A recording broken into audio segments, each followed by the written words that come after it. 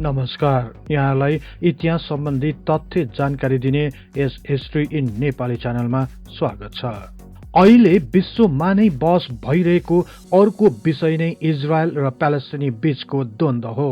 बेला बेलामा हुने यी दुई राष्ट्रहरू बीचको द्वन्द्वले विश्वलाई नै उद्वेलित गर्दछ।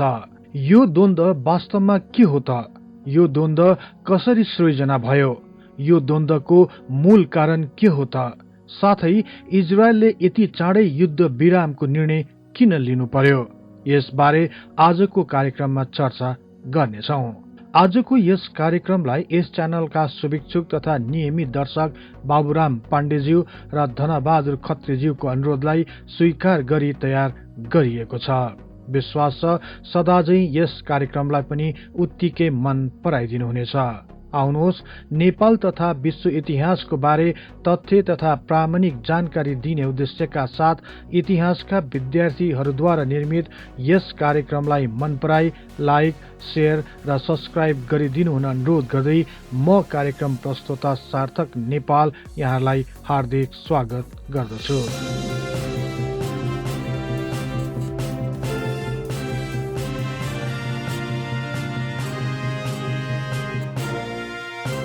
सर्वप्रथम इजरायल र प्यालेस्टाइन विश्वको कुन क्षेत्रमा पर्दछ यसबारे केही जानौं। यो सानो भूभाग नै इजरायल र प्यालेस्टाइन राष्ट्र हो। यसको वरिपरि अरब राष्ट्रहरू रहेका छन्। विशेष गरी लेबनन, सिरिया, जोर्डन र इजिप्ट राष्ट्रहरू यसका नजिकका छिमेकी राष्ट्रहरू हुन्। वास्तवमा यो द्वन्द्वलाई सतही रूपमा अध्ययन गर्ने हो भने यो एक प्रकारको धर्म युद्ध जस्तै देखिन आउँछ, किनकि इजरायलीहरू ज्यूज अथवा यहुदीहरू हुन् भने प्यालेस्टाइन लगायत यसका वरिपरिका अरब राष्ट्रहरू मुस्लिम हुन्। त्यसैले कतिपय सन्दर्भमा यसलाई यहुदी र इस्लाम बीचको युद्धको रूपमा पनि हेर्ने गरिन्छ। तर यो केवल धर्ममा मात्र सीमित छैन। त्यसैले यो युद्धलाई दुई कोणबाट हेर्ने जमर्को गरौं, एक धार्मिक र अर्को राजनैतिक। सर्वप्रथम धार्मिक मुद्दाको बारेमा चर्चा गरौं। यो द्वन्द्वलाई धार्मिक पक्षबाट बहस गर्दा यरुसलेमको नाम प्रस्तुत गरिन्छ। त्यसैले यरुसलेमको बारेमा केही तथ्य थाहा पाइराखौं। सुरुवातका इजरायलको अस्थायी सरकारको मुख्यालय तेल अभिवमा थियो। तर पछि इजरायलले स्वतन्त्र राष्ट्रको घोषणा गरेपछि सन् 1949 डिसेम्बर ताका इजरायली सरकारको मुख्यालय यरुसलममा सारियो। यसपछि यरुसलमलाई इजरायलले आफ्नो राजधानीको रूपमा मान्दै आए तापनि अरब राष्ट्रहरूले मान्यता दिएका छैनन्। यरुसलम एक द्वन्द्वग्रस्त क्षेत्र भएकाले धेरै जसो देशहरूका राजदूतावासहरू भने आज पनि तेल अभिवमा नै रहेका छन्। यरुसलमलाई इजरायलले राजधानी बनाइएकोमा द्वन्द्व भएको भने होइन। वास्तवमा यरुसलमलाई तीन धर्महरू यहुदी, क्रिस्चियन र इस्लाम धर्मावलम्बीहरूले पवित्र स्थलको रूपमा मान्दै आएका छन्। यरुसलेममा अवस्थित 37 एकड़ क्षेत्र रहेको स्थानलाई नै विवादास्पद क्षेत्र मानिन्छ। यो क्षेत्रलाई टेम्पल माउन्ट भनिन्छ। यो टेम्पल माउन्ट क्षेत्र नै यहुदी, इस्लाम र क्रिस्चियनहरूको लागि अति नै महत्वपूर्ण तथा पवित्र स्थल रहेको छ। सर्वप्रथम यहुदीहरूले किन यस क्षेत्रलाई पवित्र स्थलको रूपमा मान्दै आए त? यसबारे कुरा गरौं। इसाईहरूको प्राचीन धर्म ग्रन्थको प्रथम खण्ड ओल्ड टेस्टामेन्टका अनुसार ईसा पूर्व 2000 वर्ष पहिले अब्राहमको समयलाई गणना गरिन्छ। अब्राहमलाई यहुदी जातिको संस्थापक मानिँदै आएको छ। अब्राहमका छोरा आइजेक र उनका नाति याकुबबाट नै इजरायल शब्दको सुरुवात भएको मानिन्छ। बाइबलका अनुसार हिब्रू ईश्वरले याकुबलाई इजरायल भनी सम्बोधन गरेका थिए। यही याकुब अथवा इजरायलको 12 जना छोराहरू थिए। यिनै छोराहरूबाट 12 वटा यहुदीका सम्प्रदायहरू बने र आजका यहुदीहरू यिनै याकुबका सन्तानहरू मानिन्छन्। यसपछिका समयहरूमा अब्राहमका सन्ततिहरू इजिप्सियनहरूको अधीनमा रहनु पर्यो। यसरी सयौं वर्षसम्म यहुदीहरूले कमारो अर्थात दासको रूपमा जीवन निर्वाह गर्नु पर्यो। तर 1000 ईसा पूर्वमा डेभिडको नेतृत्वमा यरुसलममाथि आक्रमण गरी आफ्नो अधीनमा पारे। उनी पछि उनका छोरा सोलोमनले यरुशलेममा यहुदीहरूको लागि एक पवित्र मन्दिरको स्थापना गरे। सो मन्दिर यही 37 एकड़को जमिनमा बनाइएको थियो। तर ईसा पूर्व 722 ताका इजरायलमाथि असिरियन र पछि 600 ईसा पूर्वमा बेबिलोनियनहरूले आक्रमण गरे। यस आक्रमणमा बेबिलोनियनहरूले पुरै यरुशलेम शहर जलाइदिए। यसको साथै सोलोमनले बनाएको प्रथम यहुदीहरूको मन्दिर पनि तोडफोड गरियो। यसको केही वर्षपछि नै पर्सियनहरूले यस क्षेत्रमाथि आधिपत्य जमाए। यही समय ताका अर्थात ईसा पूर्व 516 मा यरुशलेमको सोही स्थानमा यहुदीहरूको दोस्रो पवित्र मन्दिरको निर्माण गरियो। यसका साथै यरुशलेम शहरलाई पुनः बसाइयो।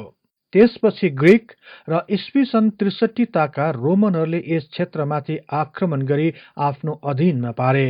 इजरायल अब रोमन साम्राज्यको एक अंग बन्न गयो।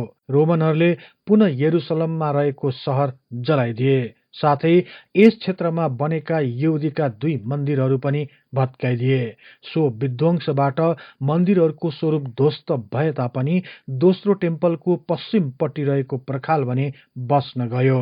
यही पर्खाललाई नै आजभोलि वेस्टर्न वाल भनिन्छ र यही वेस्टर्न वाललाई यहुदीहरूले आफ्नो पवित्र स्थल मान्दै आएका छन्। त्यसैले पनि यहुदीहरू यस 37 एकड़मा फैलिएको टेम्पल माउन्ट क्षेत्रलाई आफ्नो पवित्र धार्मिक क्षेत्र भएको दावी गर्दै सो क्षेत्रमाथि आफ्नो अधिकार स्थापित गर्न चाहन्छन्। यसबाट के थाहा हुन्छ भने जिजस क्राइस्टको जन्मभन्दा 2000 वर्ष अघिदेखि नै यहुदीहरू यस क्षेत्रमा बसोबास गर्दथे। त्यस्तै क्रिस्चियनिटीको लागि पनि यो क्षेत्र उत्तिकै पवित्र छ।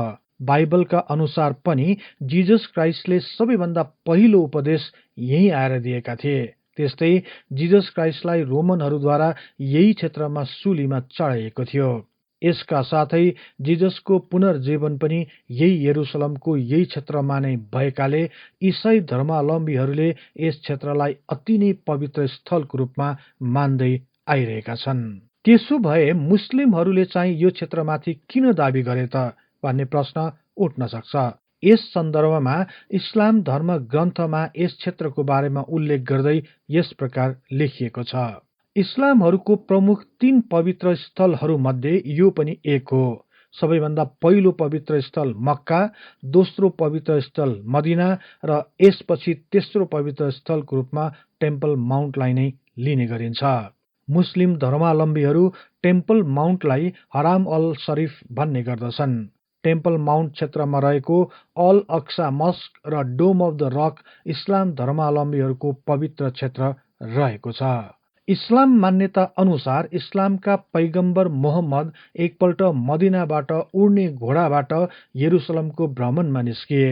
यही दौरान उनको घोडाको पहिलो पाइला नै यही अल अक्सा मस्क रहेको स्थानमा टेक्न पुग्यो र यही स्थानमा नै पैगम्बर मोहम्मद आफ्नो घोडाबाट उत्रन्छन् र पछि हाल डोम अफ द रक रहेको स्थानबाट उनी स्वर्गतिर लाग्दछन्। त्यसैले इस्लामहरूले सन् 692 ताका पहिलो पाइला टेकेको स्थानमा अल अक्सा मस्क र स्वर्गतर्फ गएको स्थानमा डोम अफ द रकको निर्माण गरे। यही भएर यो क्षेत्रमा रहेको अल अक्सा मस्क र डोम अफ द रकलाई आफ्नो पवित्र स्थलको रूपमा मान्दै आएका छन् र उनीहरू यो स्थान कसै गरी पनि आफ्नो बनाउन चाहन्छन्। यसैले पनि यो 37 एकड़मा फैलिएको यस क्षेत्रलाई तीनै धर्मावलम्बीहरू मध्ये विशेष गरी यहुदी र इस्लामहरूले पवित्र स्थलको रूपमा दावी गर्दै आइरहेका छन्। यहुदीहरूले यस स्थानलाई टेम्पल माउन्ट भन्दछन् भने मुसलमानहरू हराम अल शरीफको नामले चिन्दछन्। यसबाट पनि के बुझिन्छ भने यो पवित्र क्षेत्रको विषयलाई लिएर यहुदी र प्यालेस्टाइनीहरू बीच बेला बेलामा युद्ध हुने गर्दछ। प्यालेस्टाइनीहरूलाई भने अरब राष्ट्रहरू लगायत अन्य मुस्लिम राष्ट्रहरूको सहयोग रहेको छ भने इजरायललाई अमेरिकाले सहयोग गर्दै आइरहेको छ। यो तथ्यबाट के बुझिन्छ भने टेम्पल माउन्ट क्षेत्र तीनै धर्मावलम्बीहरूको लागि अत्यन्त प्रिय र पवित्र हो भन्ने कुरामा 2 मत रहेन। यसमा यी 3 मध्ये सबैभन्दा पुरानो धर्म यहुदीहरू भएकाले उनीहरूको सबैभन्दा पहिलो धार्मिक स्थल यहाँ रहेको र पछि यही क्षेत्र क्रिस्चियनहरूको प्रमुख स्थल बन्न गयो। यसपछि यस क्षेत्रसँग इस्लाम धर्म गाँसिन पुग्यो। यो द्वन्द्वको अर्को मुद्दा भनेको राजनीति पनि हो। यसबारे चर्चा गर्नुभन्दा पहिले यो क्षेत्रको इतिहासलाई थोरै खोतलौं। सन् 1049 ताका अर्को लहरले पूरै युरोप तथा मध्य पूर्वलाई ढाक्न गयो। यो समयलाई क्रुसेडर्स पिरियड पनि भनिन्छ। यो समयमा एक प्रकारले धर्म युद्ध भएको थियो। क्रिश्चियन धर्मले पूरै क्षेत्रहरूमा आफ्नो आधिपत्य जमाउँदै गए। आफ्ना विरोधी धर्महरूलाई निमिट्यान्न पार्ने अभियानमा अग्रसर भए। क्रिश्चियनहरूले यहुदीहरूलाई पनि आफ्नो प्रमुख विरोधीको रूपमा लिएका थिए, किनकि येशूको क्रुसिफिकेसनमा यहुदीहरूको समर्थन रहेको थियो। यो कालमा लाखौं यहुदीहरूले आफ्नो ज्यान गुमाउनु पर्यो। यही ताका यरुसलम क्षेत्र पनि क्रिश्चियनहरूको अधीनमा पर्न गयो। तर सन् 1260 मा इजिप्टको मामलुक सल्तनतले इजरायल लगायत अरबका धेरै क्षेत्रहरूमा आफ्नो आधिपत्य कायम गर्न सफल भयो।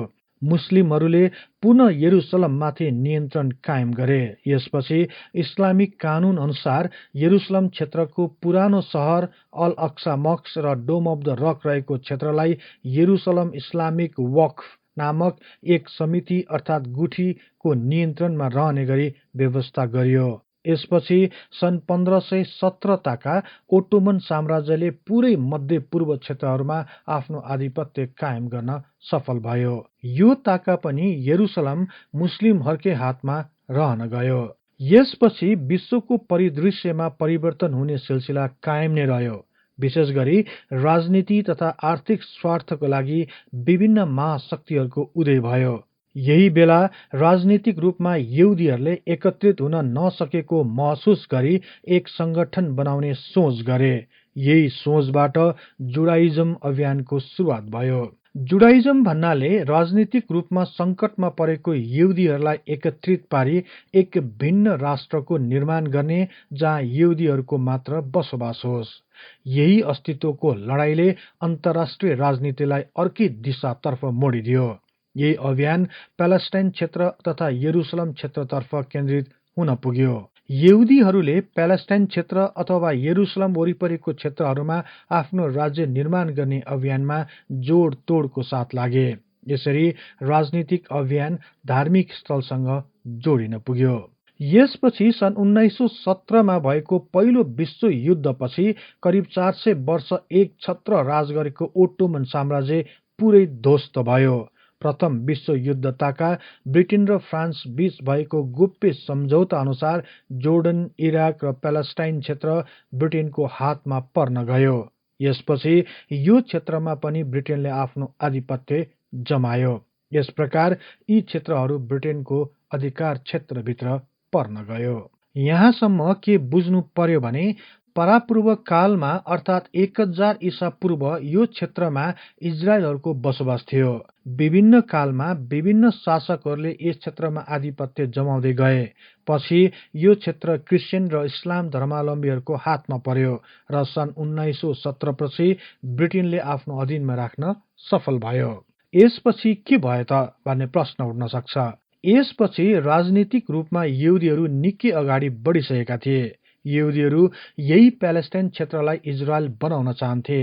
उनीहरू यसको विकल्पमा कहीँ पनि जान तयार भएनन्। त्यस्तै प्यालेस्टाइनी लगायत अरबका मुस्लिम राष्ट्रहरू कुनै पनि हालतमा प्यालेस्टाइन क्षेत्रमा यहुदीहरूको राज्य इजरायल बनाउन तयार थिएनन्। यही समस्याहरूको बीच सन् 1947 मा प्यालेस्टाइन क्षेत्रलाई विभाजन गर्ने योजना बुनिन थाल्यो। 1947 भन्दा अघि यो राज्य प्यालेस्टाइन थियो। यहाँको कतिपय क्षेत्रहरूमा यहुदीहरूको बसोबास भए तापनि अधिकांश प्यालेस्टाइनीहरू नै थिए। यसपछि ब्रिटेनले एक मात्र विकल्पको रूपमा सन् 1947 फेब्रुअरी 17 तारिकको दिन प्यालेस्टाइन क्षेत्रलाई दुई भागमा बाँड्ने योजना अघि सारे। यो म्यापमा देखाइए जस्तो सेतो भाग इजरायल र हरियो भागलाई प्यालेस्टाइनी राज्य भनी छुट्याउने निर्णय भयो। सन् 1947 नोभेम्बर 29 तारिकको दिन संयुक्त राष्ट्र संघले पनि प्यालेस्टाइनको विभाजनलाई मान्यता दियो। विभाजन पछि दुई राष्ट्रहरू बने। यो विभाजनलाई यहुदीहरूले स्वीकार गरे र सन् 1948 मा इजरायलले एक स्वतन्त्र राष्ट्र भएको घोषणा गरे। तर प्यालेस्टिनी लगायत अरब राष्ट्रहरू यो विभाजनलाई मान्न तयार भएनन्। यसपछि ब्रिटेनले अरबबाट आफ्ना सैनिकहरूलाई स्वदेश फिर्ता बोलायो। यो विभाजनको विरुद्धमा उभिएका अरब राष्ट्रहरूले इजरायल विरुद्ध युद्ध सुरु गरे। पछि यरुसलम क्षेत्रलाई पनि दुई भागमा बाँडियो। वेस्ट यरुसलम इजरायलको भागमा र इस्ट यरुसलम जोर्डनको मातहतमा रहने गरी विभाजन भयो। यही समयताका वेस्ट यरुसलममा रहेका प्यालेस्टिनीहरू इस्ट यरुसलममा बसाइ सरे र जोर्डन सरकारले उनीहरूको लागि आवासीय घरहरूको निर्माण गरिदिए। त्यसपछि 1967 मा अरबका केही राष्ट्रहरू मिलेर इजरायलमाथि आक्रमण गरे। यसलाई 6 दिनको अरब इजरायल युद्ध पनि भनिन्छ। यो युद्धमा इजरायलले जोर्डन र इजिप्टलाई हराएर इस्ट यरुसलम, वेस्ट ब्याङ्क, गाजापट्टी तथा सिरियाको गोलन हाइट क्षेत्र पनि आफ्नो अधीनमा लियो। तर इस्ट यरुसलममा रहेको टेम्पल माउन्ट माथि भने जोर्डनकै अधिकार रहने गरी छोडिदियो। यसरी यस युद्धमा प्यालेस्टाइनको धेरै क्षेत्रहरू इजरायलले आफ्नो कब्जामा पारे। यसलाई राम्ररी अध्ययन गर्ने हो भने यो एक इजरायलीहरूको राजनीतिक अभियान हो। उनीहरू जसरी भए पनि ग्रेटर इजरायलको अभियानलाई तीव्र गतिका साथ अगाडि बढाउन चाहन्छन्। युद्धको लागि आफैले अरब तथा प्यालेस्टाइनीहरूलाई उक्साई इजरायलीहरूले प्रतिकार स्वरूप विभिन्न स्थानहरूलाई हडप्दै जाने कार्यक्रम रहिआएको छ। कतिपय राजनीतिक विश्लेषकका अनुसार सन् 2050 सम्म इजरायल मध्यपूर्वकै सबैभन्दा ठूलो राज्य बनाउने अभियानमा लागि परेको रहस्य उद्घाटन गर्दछन्। त्यसो भए अहिलेको विवाद चाहिँ के हो त? यसबारे कुरा गरौँ है त। इजरायल र प्यालेस्टिनीहरूको धार्मिक विवादको बारेमा अहिलेसम्म हामीलाई के थाहा भयो भने यरुसलमको 37 एकरमा फैलिएको टेम्पल माउन्ट अथवा हराम अल शरीफ स्थानप्रति यहुदी र इस्लाम धर्मावलम्बीहरू दुवैले आआफ्नो दावी गरिरहेका थिए। त्यसको कुनै पनि टुङ्गो लाग्न सकेन। अन्ततः यरुसलमलाई पनि दुई भागमा बाँडियो। वेस्ट यरुसलम इजरायलको हातमा गयो भने इस्ट यरुसलम अन्तर्राष्ट्रिय समिति अर्थात् जोर्डनको व्यवस्थापनमा रहने कायम गर्यो। यो सिलसिला सन् 1967 सम्म कायम रह्यो। तर 1967 मा अरब इजरायलको 6 दिने युद्धमा इजरायलको जित भएपछि प्यालेस्टाइनीहरूले आफ्नो धेरै क्षेत्रहरू गुमाउनु पर्यो, जसमध्ये जोर्डनको मातहतमा रहेको इस्ट यरुसलम पनि अब इजरायलको हातमा पर्न गयो। तर इजरायलले इस्ट यरुसलममा रहेको टेम्पल माउन्टमा जोर्डनको व्यवस्थापनलाई कायम नै राख्यो। हालको विवादको मुख्य जड नै यहीँबाट सुरु भयो। यो के हो भने सन् 1967 भन्दा अघि वेस्ट यरुसलमबाट आएका प्यालेस्टाइनीहरूको बसाइको लागि जोर्डनले बनाएको आवासीय भवनहरूको क्षेत्रहरू सन् 1967 पछि इजरायलको अधीनमा आयो। यसपछि यही बस्तीलाई इजरायलले सो आवासीय क्षेत्र यहुदीहरूकै रहेको दावी गर्दै 10-12 प्यालेस्टाइनी परिवारहरूलाई बिना कारण त्यहाँबाट निकाल्ने प्रयास गरे। यो विवाद इजरायलको अदालतमा पनि पुग्यो। इजरायली स्थानीय अदालतले इजरायलीको पक्षमा निर्णय गरिदियो। यसको विरोधमा प्यालेस्टाइनीहरू उत्रिए। प्यालेस्टाइनीहरूको मत अनुसार इजरायलले बिस्तारै बिस्तारै प्यालेस्टाइनीहरूलाई इस्ट यरुसलमबाट पनि धपाउने षड्यन्त्र गरिरहेको खुलासा गरे। पछि सो मुद्दाको बारे इजरायलको सुप्रिम कोर्टमा अपिल गर्यो र यसको फैसलाको लागि यही सालको मे 10 तारिकको मिति तोकियो। यो त भयो जमिनको विवाद र इजरायलको सुप्रिम कोर्टको फैसला सम्बन्धी। अब यसैसँग जोडिएको अर्को मुद्दाको चर्चा गरौँ। इस्ट यरुसलम स्थित टेम्पल माउन्टको बारेमा केही चर्चा गरौँ। इजरायल वास्तवमा पुरै यरुसलममाथि कब्जा गरी इजरायलको राजधानी बनाउन चाहन्छ।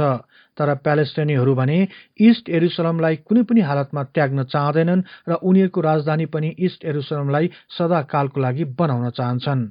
यही विषयलाई लिएर यी दुई पक्षहरू बीच द्वन्द्व भइरह्यो। तर अब हालको द्वन्द्व कहाँबाट सुरु भयो त? यसतर्फ जाउँ।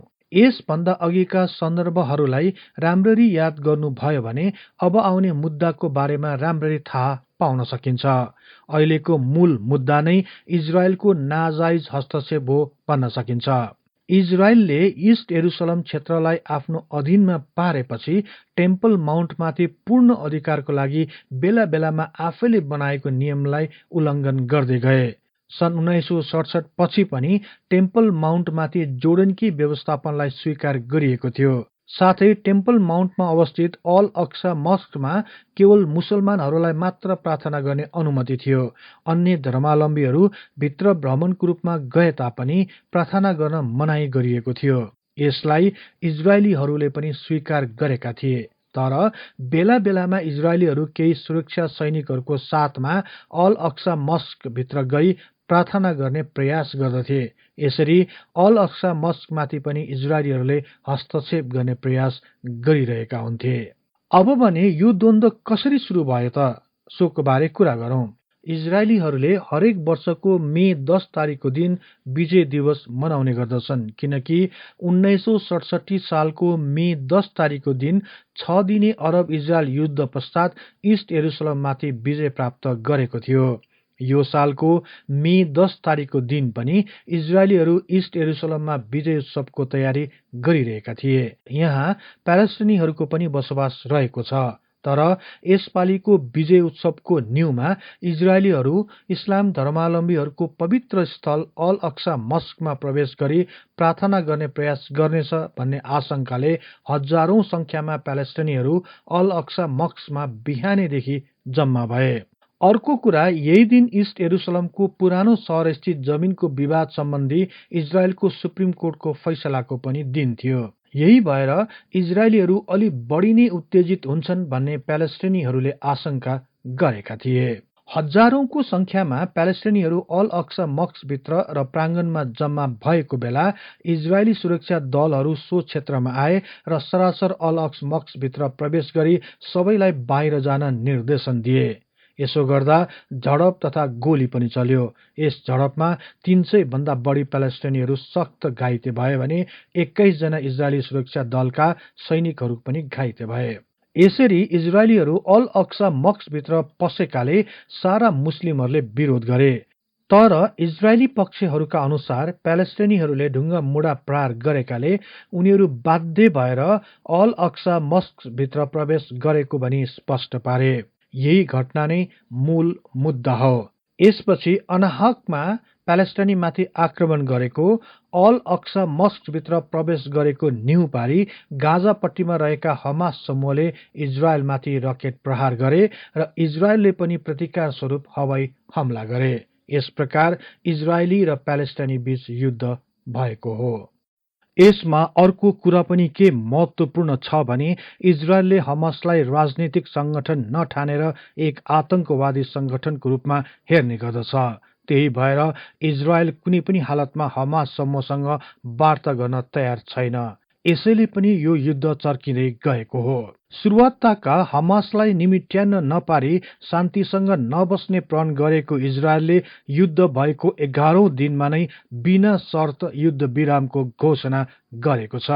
वास्तवमा यो युद्ध इजरायलले सोचे जस्तो हुन गएन। युद्ध सुरु भएको सुरुवातको दिनदेखि नै अन्तर्राष्ट्रिय जगतमा इजरायलको विरोध हुन थालिसकेको थियो। संयुक्त राष्ट्र संघमा पनि अरब देश लगायत विभिन्न अन्य राष्ट्रहरूले पनि यस विषयमा कडा शब्दमा आफ्ना आवाजहरू उठाएका थिए। यसले बिस्तारै ध्रुवीकरणलाई टेवा दिँदै जान थालेपछि अमेरिकाले पनि खुलेर इजरायललाई समर्थन दिन सकिरहेको थिएन। यही अन्तर्राष्ट्रिय दबावको बीच इजरायलले इजिप्टको पहलमा बिना शर्त युद्ध विराम गर्न सहमति जनायो। दुई देश बीच भएको 11 दिनको युद्धमा प्यालेस्टाइनको गाजा क्षेत्रमा कम्तीमा 230 जनाको ज्यान गएको छ भने हमासको आक्रमणबाट इजरायल तर्फ पनि 12 जनाको ज्यान गएको छ। अहिले भएको युद्ध विराम नै स्थायी समाधान भने होइन। अहिले पनि समस्याहरू उत्तिकै जटिल नै रहेकाले भविष्यमा पनि युद्ध हुन सक्दैन भनेर निश्चित हुन सकिँदैन। जबसम्म ती समस्याहरूको शान्तिपूर्वक समाधान हुँदैन तबसम्म इजरायल र प्यालेस्टाइनीहरू बीच युद्धको सम्भावना रहिरहनेछ।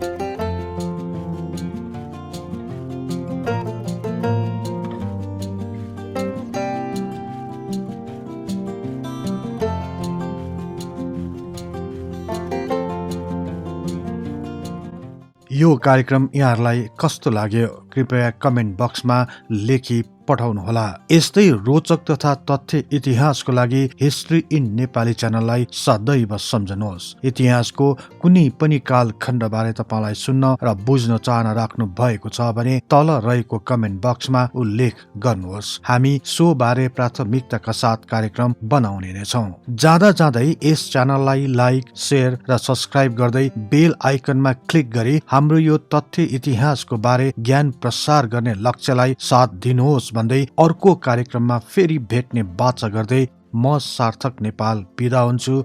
हवस् त, नमस्कार।